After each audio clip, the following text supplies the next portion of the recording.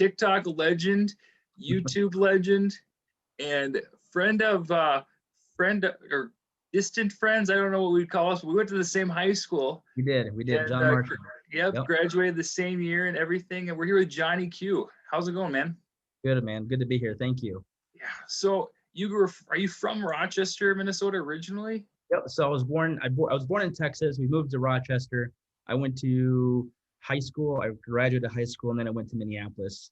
I went to school in Minneapolis, just downtown, called North Central University. And so I'm from Minnesota. But now I live in Missouri. So we just moved just a few months ago. Yeah. So you're known for, I mean, we won't jump ahead too far, but right now, you got the spin art going right now, and you got TikTok and YouTube and everything. Yep. But when I kind of first knew of like what your talent, I had originally seen you on YouTube doing blogs and kind of Casey Neistat looking stuff. Where did that come from? How did that originate?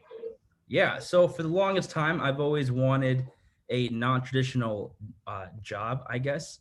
And I always saw myself as an entrepreneur, but I wanted to do something on media because whenever that camera just turned on, something clicked. I was like, not a different person, but I just knew how to capture an audience per se, right? And so I wanted to do that on a massive scale.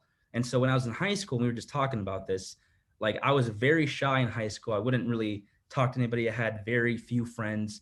But like when I go home, I go hang out with my friends from different schools and from church, and we just do crazy video things. Like I said, pretty much like David Dobrik does now, but like back then. And, we would TP people's houses, which was stupid. And we get in trouble with some cops here and there, and everything was on film. And we never posted that to YouTube because we thought we were going to get in trouble. But then after that, I'd go back to school like everything was normal. People just, oh, that's Johnny, he's shy, don't worry about him kind of thing. But like in the behind the scenes, I was making videos. And I guess that kind of, held a platform for me so that I can further create videos for myself in the vlogging world. I was starting out just doing vlogs. I was watching Peter McKinnon, Casey Neistat, like really big creators that I looked up to, and I was just mimicking what they were doing. Casey was highlighting his life. I'm like, well, I'm going to highlight my life.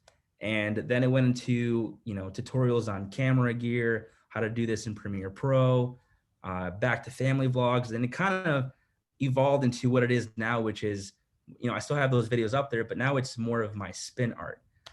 And we can talk about that too, but that's a whole different thing that kind of just, happened. And so I guess my entrepreneurial spirit kind of came to life, and I was like, I want to do all these different things and just see what happens. But I want to post them on YouTube, on my own platform, on my own thing where I can just become this, social media influencer, if you will. And so that wasn't even a thing when we were in high school. I knew of a couple of YouTubers. They just posted, like Fred. I don't know if you remember Fred from YouTube. Yeah. And he was posting videos, and I'm like, what is this? But nobody was labeling anybody a YouTuber or a full-time video creator.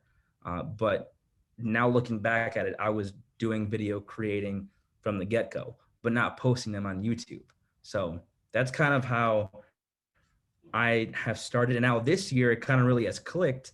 I think over 200 videos that I've made that I had to do until it started to like really generate more followers, more views. And I finally found that kind of niche through my spin art. And through the spin art videos, people are now filtering into my other content and liking that stuff.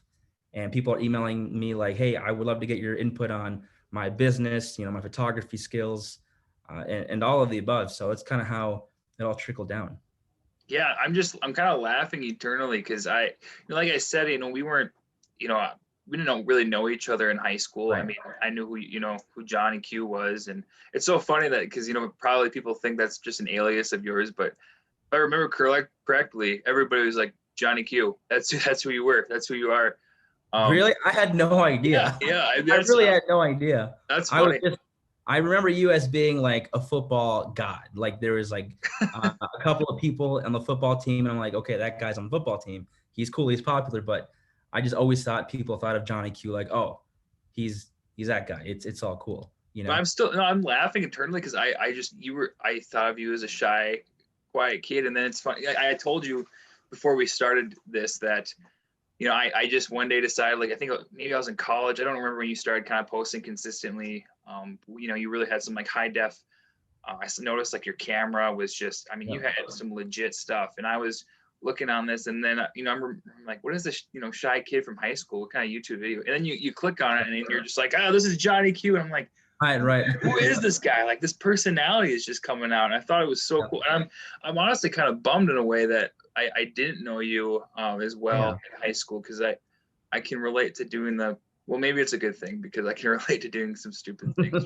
Yeah.